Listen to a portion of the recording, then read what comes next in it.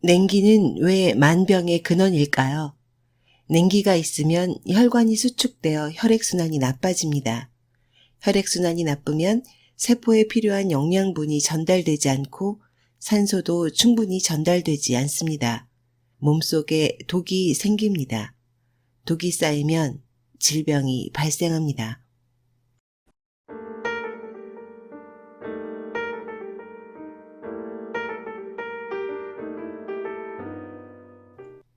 건강한 지식을 함께하는 세이버스입니다. 오늘 읽어드릴 책은 신도 요시하루가 쓰고 중앙생활사에서 펴낸 냉기 제거의 놀라운 비밀입니다. 혹시 손과 발이 차거나 몸에 냉기가 돈다는 느낌을 받은 적은 없으신가요? 저는 이런 경험이 많은데요. 몸의 체온은 너무너무 중요하다고 합니다. 이 책은 이런 몸의 냉기에 대해 진지하게 파헤치고 있습니다. 의학 박사인 저자는 몸 안의 냉기가 만병의 근원이다 라는 사실을 깨닫고 냉기 제거 건강법 이론을 창시해서 많은 사람들의 호응을 얻었습니다. 저자는 맛있는 음식을 배불리 먹는 것은 죽음을 부르는 지름길이라고 경고하고 규칙적으로 먹을 필요는 없지만 몸을 따뜻하게 해주는 음식을 먹으라고 제안합니다. 또한 실제로 냉기 제거를 체험한 사람들이 생생한 경험담과 그에 대한 관찰 소견도 제시해 줍니다. 아이의 아토피성 피부염을 치유한 사례, 자궁암을 치유한 사례, 간염을 극복한 사례, 혈압도 정상으로 돌아온 사례를 소개합니다. 저자 소개, 신도 요시하루. 저자는 오사카 대학 의학부를 졸업한 뒤 오사카 대학 부속병원에서 이비인후과 의사로 근무했다. 동양의학을 전문으로 하는 개인 병원을 열어 새로운 방향의 의술 활동을 의욕적으로 펼쳐나갔다. 이 무렵 그는 몸 안의 냉기가 만병의 근원이다 라는 사실을 깨닫고 냉기 제거 건강법 이론을 창시해서 많은 사람들의 호응을 얻었다. 특히 그가 창안한 반신욕 건강법은 일본뿐만 아니라 한국에서도 선풍적인 붐을 일으켰다. 책의 목차 1장 만병을 다스리는 냉기 제거 건강법 2장 독을 배출하고 자연 치유력을 키운다. 3장 냉기 제거 건강법의 실천 방법 4장 냉기 제거 건강법으로 병을 극복한 사례 5장 바른 삶이 진정한 건강과 행복을 불러온다. 6장 냉기 제거 건강법의 비결. 이제부터 책의 본문을 발췌해서 읽어드리겠습니다. 저자 서문. 만병의 근원인 냉기를 제거해서 건강하고 쾌적한 인생을. 이비인후과 의사로 근무하던 나는 환자의 고통을 최대한 줄이고 비용을 많이 들이지 않으며 짧은 기간에 병을 치료하고 싶다는 생각을 절실하게 했습니다. 처음에는 초보 의사로서 앞만 보고 달려왔지만 10년이 지나자 반성할 여유가 생겼습니다. 그리고 서양의학의 검사와 치료 방법의 한계를 느끼고 이런 식으로는 환자에게 정말 미안하다, 무슨 좋은 치료법이 없을까 고민을 했습니다. 서양의학은 인간을 부분적으로 나누어서 어느 한 부위만 집중적으로 진료합니다. 하지만 인간은 머리에서부터 발끝까지 이어져 있습니다. 마음과 몸도 나눌 수가 없습니다. 인간 전체를 진료하고 치유하는 의학을 찾다가 동양의학을 만났습니다. 그래서 동양의학과 서양의학을 겸해서 치료하게 되었습니다.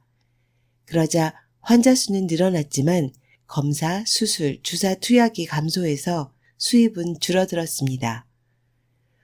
병원 측에서는 더 많이 벌어야 한다고 종용했습니다. 나는 환자에게 필요 이상의 부담을 줄 필요가 없다고 고집했고 그러다가 병원에서 쫓겨나고 말았습니다. 내가 병원을 그만둔 것을 알게 된 환자들은 계속해서 진료를 해달라고 요구했습니다.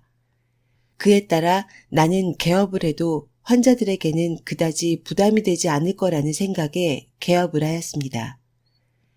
개업한 다음에는 동양의학 지식만으로 인간의 몸 전체를 진료했는데 그러는 사이에 만병의 근원이 냉기에 있다는 사실을 알게 되었습니다. 여기서 냉기 제거 건강법이 시작됩니다. 나는 양말을 겹겹으로 신고 하반신을 따뜻하게 하는 것만으로 오랫동안 앓았던 어깨 결림과 치통에서 해방되었습니다. 또한 몸이 무거울 때나 좋지 않을 때는 반신욕으로 치유했습니다. 이렇게 많은 일을 경험하면서 냉기를 제거하면 몸속의 각종 기관이 모두 치유된다는 것을 실감했습니다. 환자들에게도 냉기를 제거하도록 권하자 효과는 더욱 상승했습니다. 냉기 제거를 잘 하면 모든 병이 치유되므로 어려운 것은 아무것도 없습니다. 수술도 약도 필요 없고 병원도 필요 없습니다. 그래서 병원 문을 닫았습니다. 냉기는 상반신을 따뜻하게 하고 하반신을 차갑게 하는 잘못된 생활뿐만 아니라 식생활과도 밀접한 관계가 있다는 사실을 알았습니다. 몸을 차갑게 하는 음식은 피해야 합니다. 그리고 과식하지 않는 것도 중요합니다. 또한 마음이 바르지 못해도 냉기가 생깁니다. 이 책에서는 냉기에 대한 내 생각과 냉기 제거 방법을 쉽게 이해할 수 있도록 기록했습니다. 잘 읽고 반드시 실행해서 냉기를 제거하고 건강하고 행복한 인생을 보내시기 바랍니다. 냉기 제거를 해야 하는 이유. 냉기는 왜 만병의 근원일까요? 냉기가 있으면 혈관이 수축되어 혈액순환이 나빠집니다. 혈액순환이 나쁘면 세포에 필요한 영양분이 전달되지 않고 산소도 충분히 전달되지 않습니다. 필요한 것들이 전달되지 않기 때문에 피로물질이 배출되지 않습니다. 몸속에 피로물질이 쌓이면 세포의 기능이 떨어지거나 이상하게 변하기 때문에 몸속에 독이 생기는 것은 당연한 이야기입니다. 병은 이런 독이 쌓이는 것을 말합니다. 그런데 현대의학에서는 독이 쌓이고 쌓여서 더 견딜 수 없다고 비명을 지를 때 비로소 병이라고 인정합니다. 쌓이고 쌓인 독으로 혈관이나 소변에 이상이 생기거나 세포가 변형되어 종양이나 궤양 등의 구체적인 증상으로 나타난 후에야 비로소 병이라고 인정하는 것입니다. 서양의학에서는 이미 병독이 있어도 질병이라는 형태로 나타나기 전에는 전혀 알지 못합니다. 예를 들면 종이 한 장에 힘을 약간 가한다고 해도 찢어지진 않습니다. 그러나 찢어지지 않는다고 힘이 가해지지 않은 것은 아닙니다. 어느 정도 이상 힘을 가하면 마침내 종이는 찢어지고 비로소 종이에 힘이 가해졌다는 사실을 알게 됩니다. 이와 마찬가지로 서양의학에서는 종이가 찢어지기 전까지는 힘이 가해졌다는 사실을 알지 못합니다. 하지만 이것을 미리 알 수 있는 사람들이 일부 있습니다.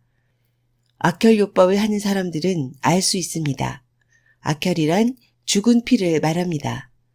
악혈이 괴어 있다는 사실을 일반 의학으로는 알지 못하지만 전문적으로 연구하는 사람들에게는 보입니다. 한편 중국 고대부터 전해져 오는 진맥이 있습니다. 맥을 짚어 맥박의 변화로 병을 알 수 있는 방법입니다. 나는 다행히 그런 것을 하지 않고도 병의 독이 몸속에 쌓여 있는 걸 볼 수 있게 되었습니다. 우리 몸에는 자연 치유력이 있습니다. 자연 치유력이란 상태가 좋지 않은 부위를 스스로 치유하고자 움직이는 힘입니다. 그러므로 미리미리 냉기를 제거하면 병에 걸리지 않습니다. 혈당치가 높다거나 혈압이 높다는 등 기기로 진단해서 알 수 있을 정도가 되면 냉기가 상당히 심각한 상태입니다. 이 경우 냉기 제거에는 무척 긴 시간이 필요합니다. 병의 독도 이와 마찬가지입니다.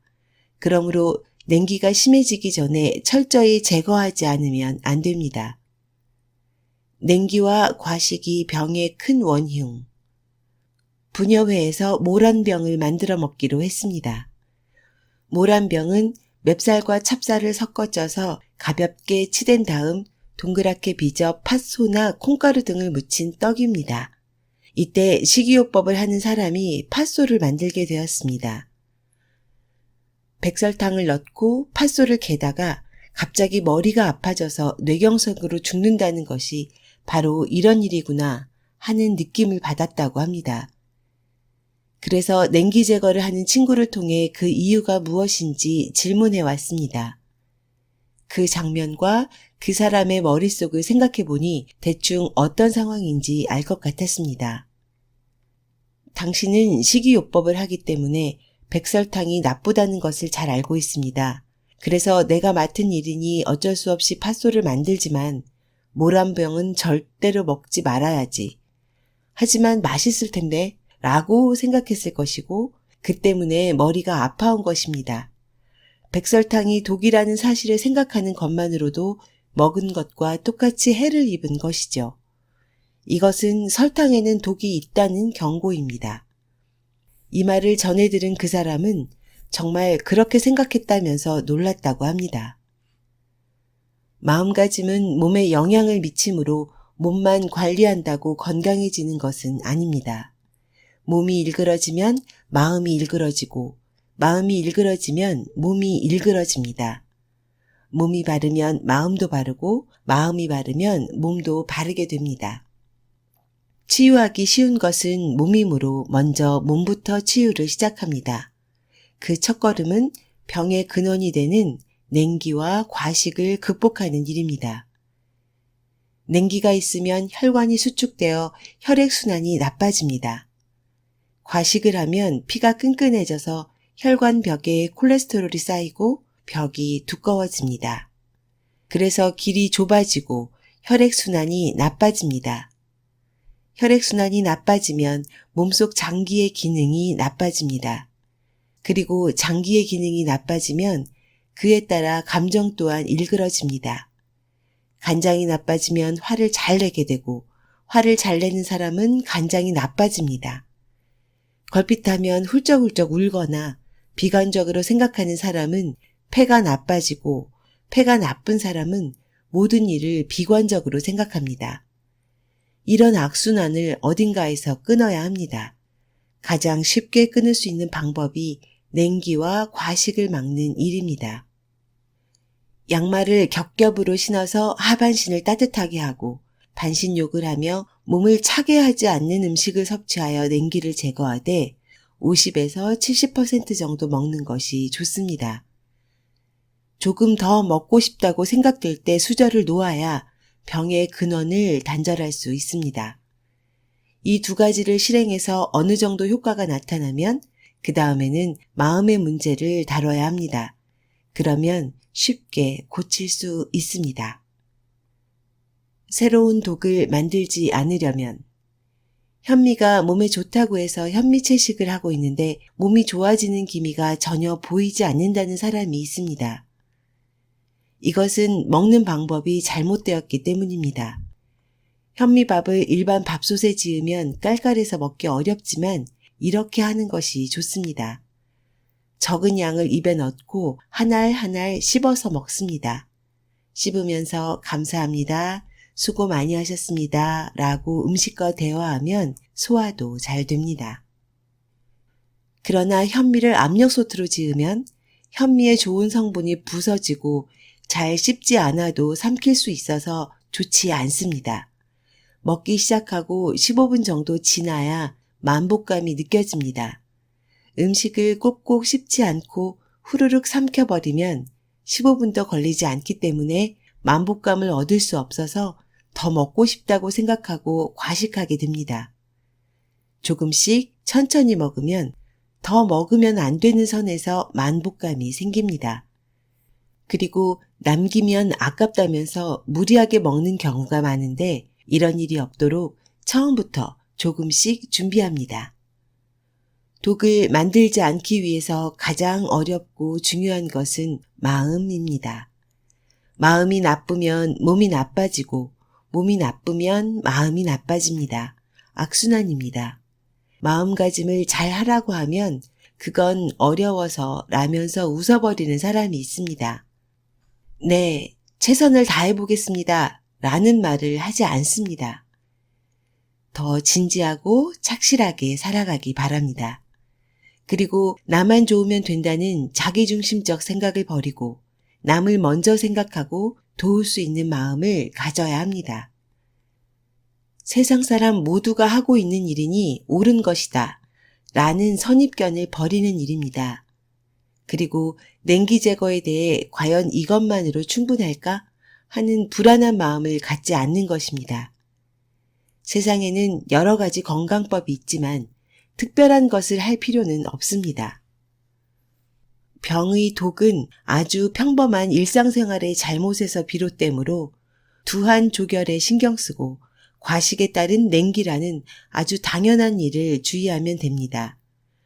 두한 조결은 머리는 차게, 발은 따뜻하게 유지하는 건강법을 말합니다. 반신욕은 미지근한 물에 20분 이상 들어간다. 냉기를 제거하기 위한 입욕은 반신욕이 철칙입니다. 복사뼈 밑으로는 반드시 따뜻한 물에 담급니다. 반신이라고 하면 배꼽 주변을 말하지만 명치까지 잠겨도 됩니다. 단 팔은 밖으로 나오게 합니다. 물의 온도는 37에서 38도 정도로 미지근하게 하고 최소한 20분 이상 들어갑니다. 몸속까지 열이 충분하게 전달되고 혈액순환이 좋아지기 때문에 내장의 작용이 좋아져 땀이 납니다. 이 땀은 표피가 데워져서 나는 땀과 달리 각종 장기의 독소에서 나는 땀입니다. 이 방법을 지속하다 보면 목욕 후 한기를 느끼는 일도 없고 몸이 좋아집니다. 추울 때는 온도를 서서히 올리면 땀이 납니다. 또 뜨거운 물을 어깨에 끼얹어도 좋고 20-30초 정도라면 어깨까지 잠겨도 상관없습니다. 땀이 나지 않는 사람도 있지만 물에 잠긴 부위의 피부에서 독이 나오기 때문에 걱정할 필요가 없습니다. 물속에 독이 빠져나왔다고 해도 그 물의 독이 다른 사람에게 옮겨가지 않으니 다른 사람이 그 물에 들어와도 아무런 영향을 끼치지 않습니다. 많은 사람이 이렇게 오랜 시간 욕조에 들어가 있을 수 없다고 말합니다. 그래서 좋은 예를 소개하겠습니다. FC는 욕조 속에 목욕탕용 작은 의자를 넣고 욕조에는 욕조의 반 정도 크기의 뚜껑을 닫습니다. 그리고 그 위에 마른 수건을 두고 반신욕을 하면서 책을 읽습니다. 음악을 듣는 것도 좋습니다. 건강을 위한 시간이라고 생각하고 즐기면 됩니다. 탕에서 나온 후에는 몸을 잘 닦고 매트 위에서 양말을 신습니다. 그리고 바지를 입고 하반신을 보온합니다. 상반신은 가볍게 입습니다. 아이들은 욕조에 서서 놀게 하면 됩니다. 흔히 어깨까지 물에 잠겨야 한다고 생각하는데 이것은 표면만 데울 뿐 몸속은 따뜻해지지 않는 입욕법입니다. 며칠 동안 해야 효과가 있느냐고 질문하는 사람이 있는데 그것은 사람마다 상황에 따라서 다릅니다. 우선 시도해 보는 것이 좋습니다. 조급함은 마음의 냉기를 만들어서 효과를 볼 수 없습니다. 족욕은 반신욕과 같은 효과가 있다. 입욕할 수 없는 날에는 뜨거운 물에 발을 담그면 몸이 따끈따끈해져서 반신욕과 같은 효과가 있습니다. 족욕을 하는 방법은 양동이나 깊은 세숫대야에 기분 좋을 정도의 온도를 맞춰 물을 붓고 두 발을 담급니다. 이때 큰 비닐봉투로 양동이부터 허벅지 위까지 감쌉니다. 이러면 물이 잘 식지 않습니다. 물이 식을 즈음 뜨거운 물을 더 부으면서 30분 정도 족욕을 하면 발뿐만 아니라 온몸이 따뜻해집니다. 뜨거운 물을 더 넣어 7-8분 더 담그고 천연 입욕제를 이용하면 더욱 따뜻해집니다. 이때 상의는 가능한 한 가벼운 것을 입습니다. 상처가 있어도 상관없이 반신욕을 하면 더 잘 치유되지만 아무래도 염려된다는 사람에게는 족욕을 권합니다. 또 냉기가 심할 때나 설사할 때, 생리통이나 두통이 심할 때 등 밤에 입욕 시간까지 기다릴 수 없을 때도 가볍게 할 수 있는 족욕이 좋습니다. 한 번도 시도해보지 않고 족욕이 그렇게 좋습니까? 질문하는 사람들이 있는데 실제로 해보면 정말 기분이 좋아집니다. 5살짜리 남자아이가 심한 기침과 구토로 고생하기에 족욕을 해주자 기분이 좋아지더니 그대로 잠이 들었다고 합니다. 무려 6시간 동안이나 따뜻한 물을 더해가면서 족욕을 계속해 주었더니 전날 밤에는 고통스러워 울기만 했는데 그날 밤에는 아침까지 깊은 잠을 잤다고 합니다. 다음날 아침 아무렇지도 않게 유치원에 갔다가 집에 돌아오자마자 다시 족욕을 하고 싶다고 해서 하게 해주었더니 콧물까지 멎었다고 합니다. 이 아이는 전에도 기침과 구토로 고생했는데 그때는 족욕의 효과를 반신반의했기 때문에 병원을 찾아다녔다고 합니다. 더 빨리 족욕을 했다면 그렇게 고생하지 않아도 되었을 텐데 말입니다. 족욕은 누구에게나 또 어떤 증상에도 효과가 있습니다. 횟수와 시간은 병의 상태에 따라서 달라지므로 기분이 좋아질 정도로 하면 됩니다. 실크 양말과 면 양말을 겹겹이 신는다. 발에는 몸속 각종 장기의 뜸자리가 집중되어 있습니다. 예를 들면 엄지발가락은 소화기나 간장과 관계가 많고 새끼발가락은 방광, 발바닥의 중심 주변은 신장, 이렇게 몸속의 각종 장기와 관계가 많으므로 양말을 신어서 발을 따뜻하게 하면 혈액순환이 좋아지고 장기의 활동이 활발해지기 때문에 장기에 쌓인 독소를 밖으로 내보낼 수 있습니다. 그래서 독소를 받아들이는 양말은 흡수력이 좋아야 합니다. 먼저 흡수력이 가장 우수한 실크 발가락 양말을 신습니다. 발가락 양말을 신는 것은 하나하나의 발가락에서 나오는 독소를 잘 흡수하기 위해서입니다. 그 위에 흡수력이 좋은 면 양말, 다시 실크 양말 이런 식으로 갈아 신어서 항상 청결을 유지합니다. 아이들에게도 발가락 양말을 신겨야 하나요? 라는 질문을 종종 받습니다. 갓난아기에게는 발가락 양말이 무리이므로 어른의 보통 양말을 신기면 됩니다. 실크와 면 양말을 겹겹이 10켤레 정도 신기고 상반신은 실크로 된 가벼운 반소매나 민소매의 속옷을 입힙니다. 겨울에는 바지를 입힙니다. 이렇게 하면 몸속의 각종 장기가 튼튼해지고 골격이나 살집이 탄탄한 체형이 됩니다. 걸음마를 시작할 때는 어른 양말을 신기면 잘 벗겨져서 제대로 걸을 수 없습니다. 실크와 면으로 된 어린이용 양말을 겹겹이 신기고 마지막으로 미끄럼 방지용 양말을 신깁니다. 그렇게 하면 걸음마가 늦어진다고 염려하는 분도 있는데 그런 일은 없습니다. 평발이 되지도 않습니다. 4, 5세가 되면 발가락 양말을 신깁니다. 신는 방법은 어른과 같습니다. 유치원에 갈 때 구두를 신는다면 4, 5켤레 정도가 한계입니다. 유치원 선생님께는 미리 말씀드려서 양해를 구합니다. 밤에는 양말을 좀 더 많이 신깁니다. 몸을 따뜻하게 하는 음식. 몸을 따뜻하게 하는 성질을 지닌 음식으로는 해조류가 있습니다. 몸을 따뜻하게 한다는 것은 냉기를 제거한다는 뜻이고 차게 한다는 것은 냉기를 만든다는 의미입니다. 온도 자체와는 관계가 없습니다. 다른 나라 사람들은 해조류를 잘 먹지 않는데 해조류는 몸을 따뜻하게 하는 성질이 무척 강합니다. 해조류가 산성을 만나면 자신이 가지고 있는 칼슘을 밖으로 내뱉는 성질이 있습니다. 위 속에는 강한 산이 있으므로 위에 들어간 해조류는 칼슘을 뱉어냅니다. 그러므로 해조류를 먹으면 우유를 마실 필요가 없습니다. 또한 해조류는 알칼리성을 만나면 주변의 나트륨을 흡수합니다. 소장 속에는 장액이라는 강알칼리성 액이 분비되고 있기 때문에 주변의 나트륨을 흡수해서 혈압을 내리는 기능을 합니다. 그러므로 해조류는 매일 먹는 것이 좋습니다. 땅속에서 자라는 뿌리 채소도 따뜻하게 하는 성질이 강합니다. 우엉, 당근, 무, 고구마, 감자 등이 여기에 속합니다. 생으로 먹는 것은 좋지 않으므로 가열해서 먹도록 합니다.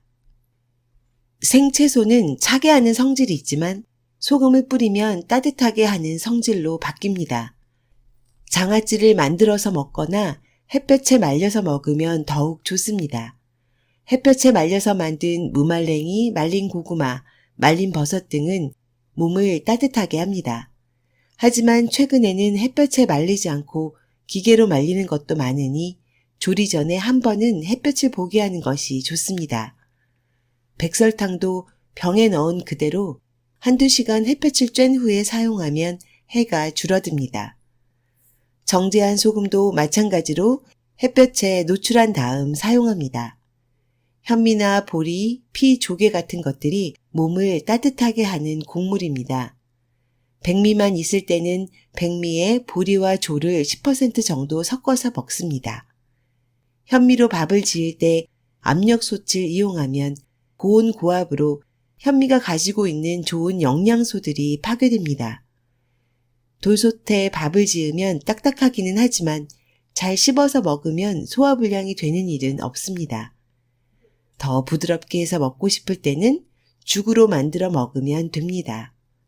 잘 씹으면 입안에서 죽처럼 되기 때문에 죽을 솥에서 만들지 않고 입안에서 만든다는 마음으로 잘 씹어서 먹는 것이 좋습니다.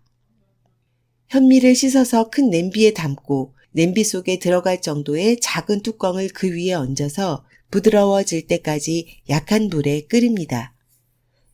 내 경험으로는 1시간이면 충분합니다.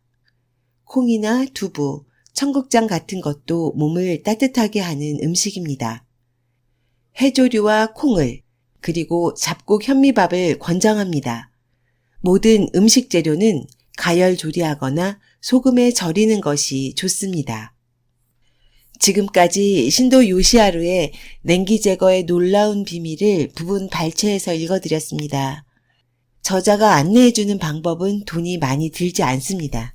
실제 생활에서 직접 실행할 수 있습니다. 저도 매일 족욕을 하고 있는데요. 많은 도움을 받고 있습니다. 물을 데워야 하는 습식 족욕이 번거로운 면이 있어서 저는 건식 족욕기를 사용하고 있습니다. 물을 넣지 않고 공기로 열을 데워서 사용하는 기구인데요. 물을 갈아줄 필요가 없어서 편리하게 족욕을 할 수 있답니다. 만약에 족욕을 생각하시는 분이 계시다면 이 방법도 권유드리고 싶습니다. 몸이 차가운 것은 만병의 근원입니다. 암과 같은 질병도 몸이 차가운 상태에서 발생한다고 합니다. 건강에 관심 있는 분들께 냉기 제거의 놀라운 비밀을 꼭 한번 읽어보시길 추천드립니다. 지금까지 건강한 지식을 함께하는 세이버스였습니다. 감사합니다.